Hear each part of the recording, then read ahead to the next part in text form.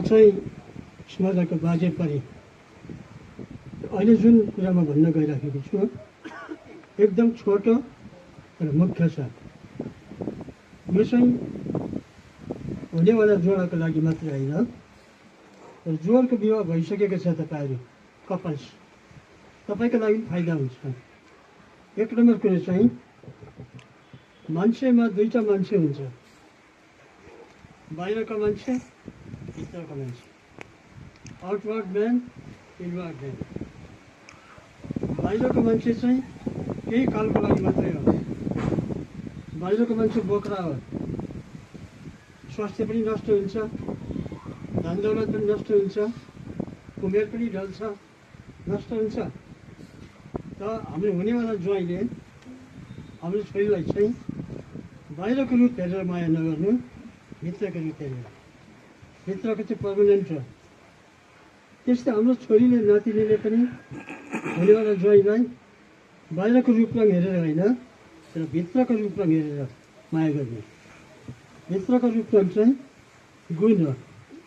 मान्छेको रूपभन्दा बेसी चाहिँ गुण इम्पोर्टेन्ट हो। रूप चाहिँ नष्ट भएर जान्छ, गुण त नष्ट हुँदैन।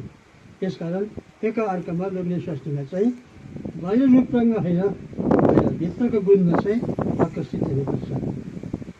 Number 2, matter of adjustment. आज स्मरणलाई हाम्रो हुनेवाला ज्वाइँको कतिवटा आदत थाहा छ, तर सबै थाहा छैन। हाम्रो हुनेवाला ज्वाइँलाई पनि स्मरणको कतिवटा आदत थाहा छ, सबै चाहिँ थाहा छैन। त्यो चाहिँ बिहा भइसक्यो पछि मात्रै थाहा हुन्छ। धेरै आनी बानी बिहा भएर मात्रै थाहा हुन्छ। त्यसकारण एडजस्ट गर्नुपर्छ, सहनुपर्छ। एकाअर्कामा आनी बानी, एकाअर्कामा इन्सल्ट नगर्ने, एकाअर्कालाई अपमान नगर्ने, अनि सही दिने। आनी बानी साटासाट गर्ने, नराम्रो बानी छोड्ने, राम्रो लिने, त्यो गऱ्यो भने चाहिँ विवाह सफल हुन्छ। परन्तुसम्म जान्छ, नत्र भने बिहा टुट्छ, फ्रिक्सन हुन्छ।